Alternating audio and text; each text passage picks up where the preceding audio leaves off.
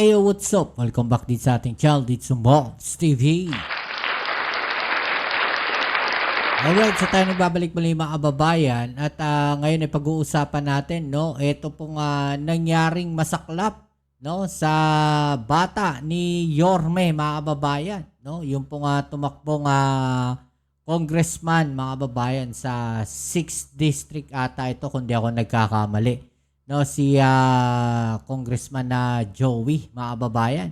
No, grabe po, no? Dahil ang nanalo daw po idineklara ng COMELEC ay walang iba, no, kundi si Congressman Abante mga kababayan. Ito, iyakan tong mga to sigurado.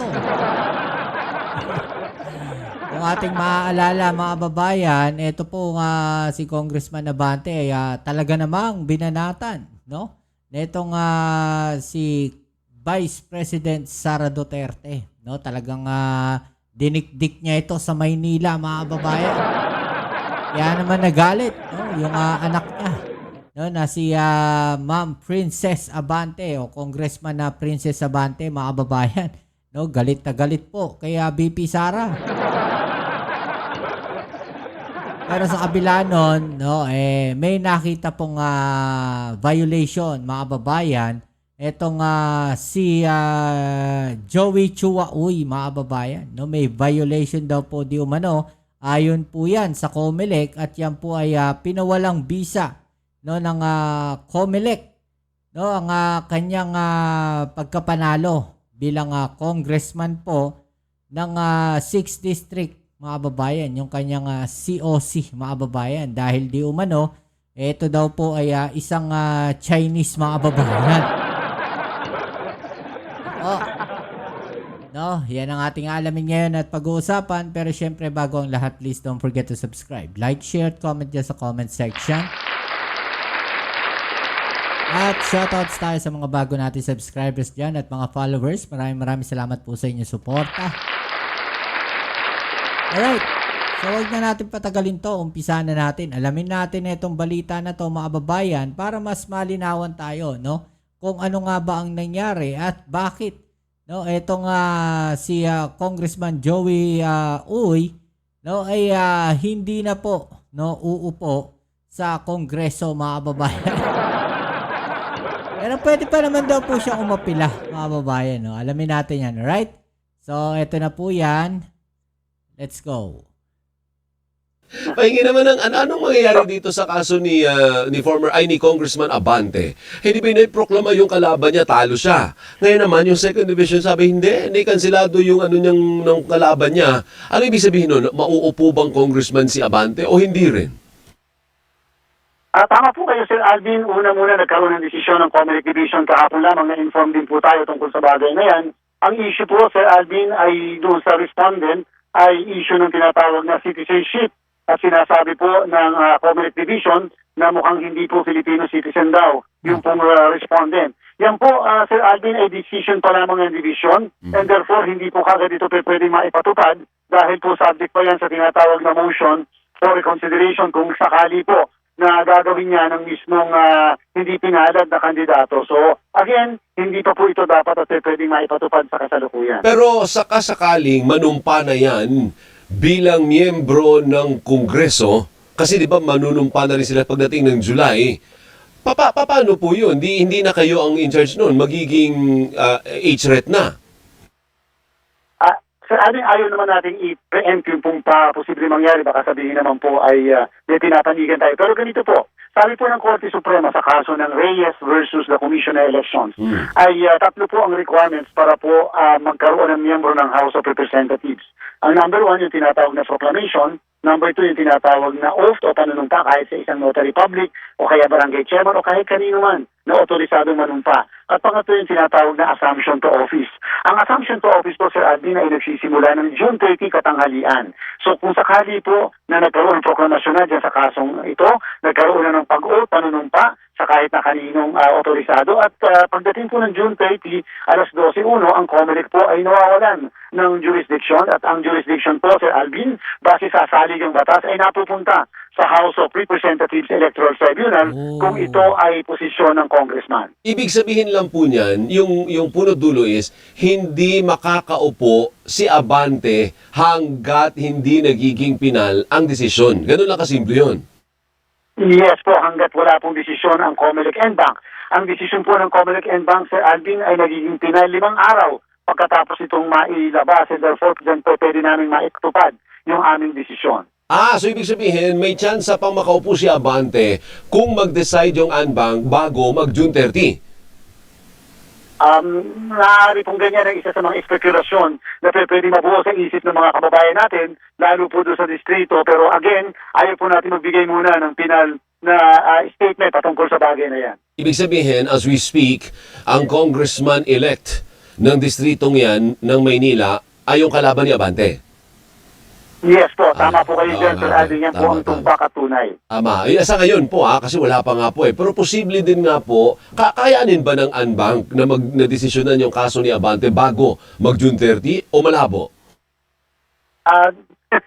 Ngayon po, 19, depende po kung mag-a-avail yung pong kalaban po niya o yung pong respondent na tinatawag na motion for reconsideration. At syempre po, yung motion for reconsideration ay, Sir Alvin, 5 araw po yun. So, maaari po may mga pag-compute, makapag-estima na mga panahon. Ayaw po natin sabihin naman na binibigyan masyado ng atensyon ng isang kaso, and therefore, baka sabihin maging bias naman ang Commission on Elections. Teka muna, so yung kalaban niya, natuklasan, napatunayan ng Second Division na hindi Pilipino?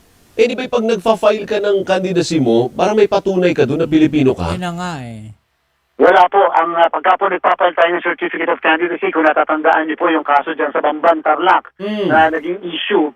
Pag nagpapile po kasi tayo, lahat ng nagpapile ng candidacy ay presumed na Filipino citizen. Sabi nga po namin, hindi naman po kami pwede magharap. Kayo, Sir Alvin, tayo po mga nakikinig at nanonood, nung ipinanganak po ba tayo, tapos kung saan tayo pumupunta ng ahensyang pamahalaan, o kahit nag-enroll tayo, hindi naman po tayo hinahanapan ng kahit na anong ebidensya na tayo Filipino citizen. Presumed po tayo na Filipino citizen tayo. Ang minsan pinapakita lang natin yung birth certificate.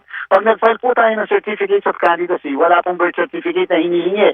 Kasi nga po, ang duty ng COMELEC, sabi ng kaso ng isang kaso ng Korte Suprema ay ministerial duty. Wala po kaming kapangyarihan na hindi tumanggap dahil ang singkit, dahil maputi, dahil medyo kating-itim po ang kulay ng mismong kumakandidato. So no choice kami but to accept, pero pwedeng questionin yung pagkandidato niya later on sa Commission on Elections. So kung tutusin pala, Chairman, talagang tama kahit yung alien o yung hindi Pilipino, theoretically pwede talaga, kahit practically pwede talagang tumakbo sa any elective position kasi pwede naman pikiin yung ID niya or Kaya pala itong si Alice Guo nakatakbong mayor ng Bamban. No? So, kawawa naman, no? Di ba mga baba? Kawawa naman yung mga Pilipino na gusto maglingkod na totoong Pilipino, mga kababayan. Tapos, hindi sila papayagan ng COMELEC. Di ba may mga ganong klase, tinatawag na nuisance candidate, mga babayan? Di ba? Tinatanggal. Tapos itong mga to, no? Pinapayagan nila. Di ba? So, dapat maging patas, maging fair na lang din. pikiin yung isasubmit niyang dokumento, di ba? Oo, di ba? Siyempre, halimbawa, katulad po, pasensya na kung gagamitin ko yung pangalan si Justin Brownie. Biglang nag-file ng kanyang Certificate of Candidacy. So therefore, napunta siya bilang tumutumakbo siyang mayor ng isang bayan. Opo. Tatanggapin namin ang COC niya kahit maaaring alam namin mukhang foreigner ito. Pero siyempre, pag may nag-question ng kanyang Certificate of Candidacy, magpapatunay siya ngayon na siya nagawa na ng naturalization ng ating pong pamahalaan, and therefore, naging Filipino citizen na siya. And therefore, makakatakbo na. So, ang unang presumption ay qualified ang isang tao. Maliban na lang kung mayroong ebidensya magpapatunay na hindi pala siya qualified base sa issue ng citizenship. Do you So, parang lumalabas mga babayan, nakabitin pa rin. No, itong si dating congressman na Abante, mga babayan, di ba? Hangga't hindi napapatunayan itong reklamo na to, no, nakabitin pa rin si dating congressman na Abante. Hindi pa rin siya pwedeng umupo, parang ganun. So, considered na si Joey ang congressman pa rin, di ba? Think there is a need to amend that, Chairman, para Oo, maiwasan natin dapat. kasi para siyang wineponize ngayon ng mga ibang lahi na may interest sa atin. Gaya niyan sa Bamban, di ba? Baka napag-isipan, nag-strategize na sila. Hindi, Kasi kung basta may pera ka lang di ba? Oh, paano kung Chinese ka nga na marami kang pera, pwede mong bayaran yung mga yan, di ba? So, ganun kadali mga babayan. No, parang napaka-unfair. Nasa batas na mga Filipino citizen lang yung pwedeng tumakbo. Tapos magpa-file sila ng candidacy na wala man lang malinaw na mga requirements. Dapat sa umpisa pa lang mga babayan, no, malinaw na. No, Pilipino ka ba o hindi? Dapat ganun pa lang. No, hindi yung hayaan natin sila mag-file, then tsaka natin sila sisitahin. Pangit. Dapat sa umpisa pa lang, no, i-check nyo na kaagad. No, may requirements na kaagad. O, birth certificate, kailangan patunayan ninyo na kayo ay totoong Pilipino. Diba? Kesa naman yung tatakbo na, andyan na, halala, nakaupo na, tapos tsaka ako questionin. Mali naman ata yung mga babae. Diba? Parang nag-aksaya ng boto yung mga kababayan natin. Nasayang yung boto. Imbis na mapupunta, no, doon sa ibang kandidato na tumatakbo, no, mapupunta doon sa isa. Paano kung yun ang nanalo? No? Tapos ko-questionin. Di sayang yung boto ng mga kababayan natin. Diba? hindi tumakbo ka dito. Hindi naman chichikapin kung Chinese ka o kung ano. Yun na nga, Hindi kaya nawi-weaponize sa chairman na kailangan ng amyendahan, na kailangan may authentication kung ikaw talaga yung Pilipino pag ikaw nag-file. Tama.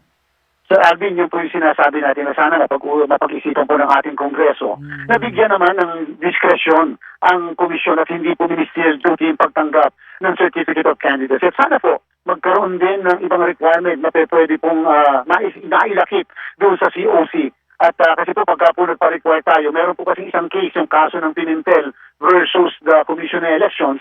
Kung natatandaan niyo po, nag-require ang COMELEC na mag-submit ng certification na hindi drug addict o gumagamit ng pinagbabawal na droga ang isang kandidato. Diyan po yung naging napakaganda, tinanggap ng sambayanan, pero ito po'y diniklarang unconstitutional ng Korte Suprema. Sapagkat una, wala daw pong requirement na piniprescribe ng konstitusyon sa Ayun ating na nga batas patungkol sa bagay na yan, kahit pa gano'ng kaganda ang intensyon ng COMELEC. At number two, we are adding daw qualification na hindi naman nire-require ng saligang batas. So sana po, magkaroon po ng batas patungkol sa mga bagay na ganyan na mag-counter-check sa lahat po ng dinideklara ng isang kandidato sa kanyang Certificate of Candidacy. Chairman, Kumbaga, bago pa lang sila mag-file, mga babayan, meron ng screening. Diba? Dapat meron ganon. Meron ng screening kaagad bago sila mag-file para hindi sayang. No? Hindi sayang yung oras, hindi sayang yung pera, no, ng COMELEC na gagastasin dyan, mga babayan. No? Hindi sayang yung boto ng mga Pilipino o ng mga kababayan natin, no, na napupunta sa mga ganon. No, kagaya niya, kunyari, no, napatunayan na itong si Congressman Joey, no, may dugong Chinese. Di sayang yung mga bumoto sa kanya. 'Di ba? Sayang Dapat umpisa pa lang, no? Maano na yan, ma-screen na kaagad yung mga tumatakbo na yan para mas klaro, mas malinaw. Pi tayo sa, maubusan ko ng oras, 3 minutes. Pi tayo kay sa Duterte Youth. Ano po? So yung Duterte Youth naman po, division din ito, hindi talaga din sila makakapagpaupo ng mga congressman. Well, in the meantime po, dahil may decision ng division, hindi pa rin po final and executory, total naman po nagkaroon ng suspension ng kanilang proklamasyon. Wala naman pong naproklama ng miyembro pa ng kanilang pong partido ng nominees po nila. And therefore, magtutuloy-tuloy po ang jurisdiction ng Commission on Election. Abangan po natin kung sila po ay mag-avail ng tinatawag na motion for consideration, Sir Alvin. So similar yung case, in a sense, may similarity yung case ni Abante at itong Duterte Youth na once nag-decide ang Commission on Bank bago mag-June 30, it becomes final. Diyan po magiging final lang po ang desisyon ng COMELEC and Bank. Tama po kayo. Maaari ang kaibahan lang po, Sir Alvin, ay dito sa kasong ito, ng party list na ito ay wala pong naproklama. Hindi pa po kami nakakapagproklama dahil na-suspend yung proklamasyon. Doon po kasi sa isa ay meron pong naproklama. At nung pong pagkatapos ng halalan ng City Board of Canvassers ng mismong Manila. Pero yung Duterte Youth, kung kahit i-deny nyo pa kahit unbank pa may remedyo pa rin siya, pwede pa rin siya umakyat ng Korte Suprema, o yung decision ba ng COMELEC on this issue becomes final already once it's already unbanked? 5 araw po pagkatapos ng desisyon ng COMELEC and Bank kung sino man po yung papalarin ay ang decision po namin ay magiging executory. Maliban na lamang kung may pupunta sa Korte Suprema at mag-i-issue ng tinatawag na restraining order upang ipahinto ang pagpapatupad ng desisyon ng COMELEC. Ibig sabihin, ang remedyo nila, TRO. Kahit humabuli nila yan sa Korte Suprema, kung wala silang... At yan po ay kung sino naman po yung papalarin. Kung na-reverse naman, nabaliktad ang desisyon ng COMELEC Division, wala pong restraining order na kakailanganin po na makuha mula sa Korte Suprema. Tama. So hanggat hindi sila nakakakuha ng TRO, the decision of the unbank stays. Yes po, Sir Alvin. Yan po ang mangyayari. Ay, nako. Sige po, Chairman, maraming salamat for clarifying. At pasensya na late kami ng... Okay, so yung mga kababayan, no? Ito sa isang balita, panoorin din natin mga kababayan para mas malinawan pa tayo. Ng COMELEC 2nd Division ang pagkapanalo ni Joey Chua Uy bilang kongresista na ika-6 na distrito ng Maynila. Ito ay matapos i-void ng COMELEC ang kanyang Certificate of Candidacy dahil sa issue ng citizenship. Si Luisa Erispe sa sentro ng balita. Idineklarang void ng 2nd Division ng Commission on Elections ang Certificate of Candidacy ni Joey Chua Uy, ang ipinroklamang panalong kongresista sa ika-6 na distrito ng Maynila.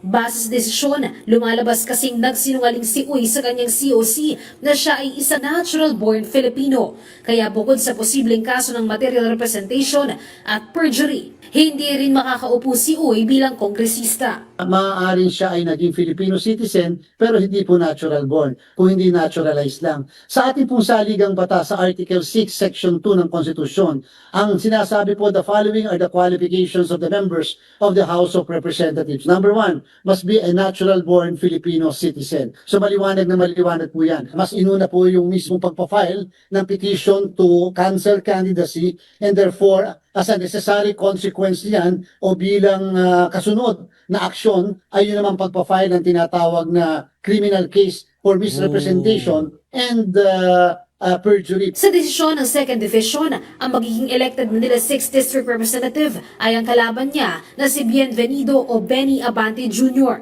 na So, pwede pang makakasuhan, no? Itong si Joey Chua Uy, mga kababayan, dahil sa misrepresentation. kasalukuyang kongresista sa distrito.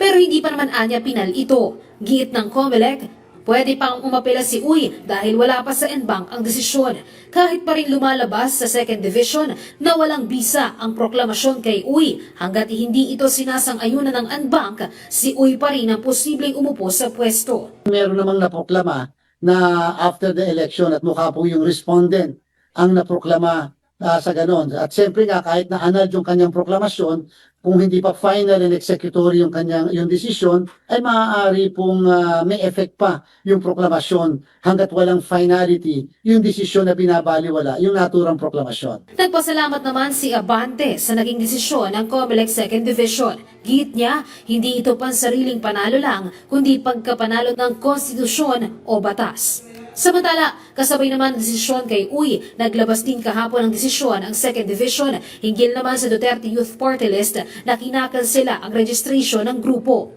Paliwanag ng COMELEC, hindi kasi sumunod sa requirements para sa accreditation ang Duterte Youth, kaya Yun na lalabas nga. na null and void ang kanilang pagkakaregister. Yun na nga. Sa 3 commissioner na humawak ng kaso sa dibisyon, 2 ang bumoto na makansela at 1 naman ang hindi. Giit ni Garcia, hindi rin pinal ang desisyon. Maaari pang umapela o magsumite ng motion for reconsideration ang Duterte Youth dahil wala pa namang desisyon ang NBank. Kung sakali man na sila mag-a-avail ng motion for reconsideration para mapag-aralan ng Commission and Bank.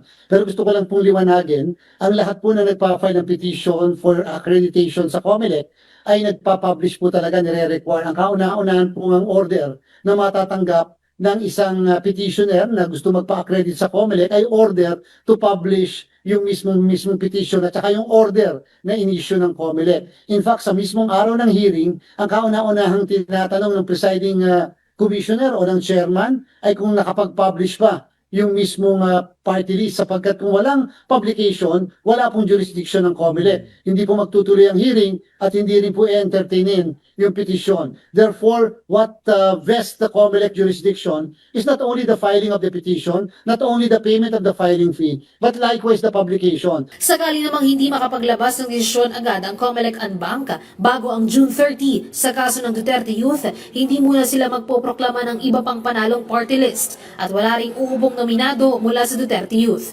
Ibig sabihin, posibleng magkukulang muna ang party list representatives na uupo sa Kamara pagbukas ng 20th Congress. Hindi naman kinakailangan mapunan kaagad yun, basta pat merong intensyon na mapunan yung mismong yung 3 seats na yan. Luisa Erispe, So, yun, mas klaro yan, mga babayan. Ha? Mas naliwanagan tayo dyan. No, na hanggat wala pang desisyon, no, ang COMELEC Bank, mag-aantay pa po tayo no, ng magiging resulta po ng kanilang investigasyon. Okay? So yan muli, maraming salamat sa lahat ng mga patuloy na kasuporta dito sa ating channel. Kita-kits tayo sa ating next video upload. Ito muli ang inyong Kuya Mobsit sa Mobs TV. Peace and hell.